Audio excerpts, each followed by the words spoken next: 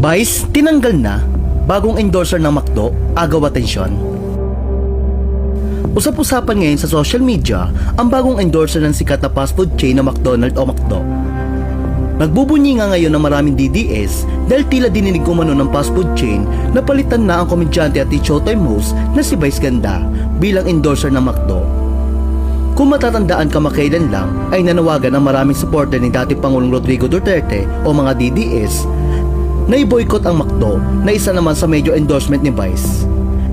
Ito'y kasunod na di umano'y panlalapastangan ni Vice sa dating Pangulo matapos sa kanyang jet ski holiday joke na binitawan ni Vice sa concert nila ni Regine Velasquez na Super Divas.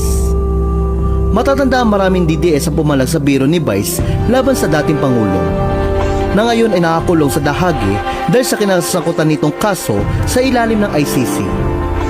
Kaya naman tila nagbubunyi ngayon ang maraming DDS matapos silang mapag-alaman na may bagong endorser na ang McDo.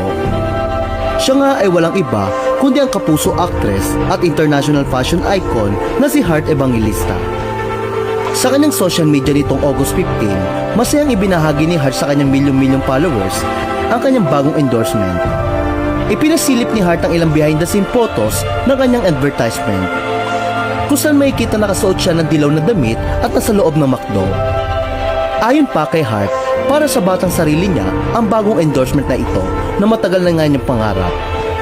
Aniya, another dream come true. Little Heart, this one for you. Pinasalamatan din ni Heart ang McDo dahil sa mainit na pag-welcome sa kanya bilang bagong bahagi ng kanilang pamilya. Ani Heart, I can't even put into words how much love and gratitude I feel right now at McDo PH. Thank you for all the love you given me. I can't wait to share that with everyone. The best dreams are the ones we get to pay forward. Dahil dito ay malakas nga ang kutob na marami na tinanggal o pinalitan na si Vice bilang endorser ng McDo, kasunod ng panawagan ng mga DDS. Gayunpaman, hindi pa malinaw at wala pang pahayag ang kumpanya at maging si Vice kung tinanggal o pinalitan nga ba siya ni Heart bilang endorser ng McDo. Samantala, makikitang masayang masaya ang mga DDS kung sakaling totoong pinalitan na ng McDo si Vice bilang endorser nila.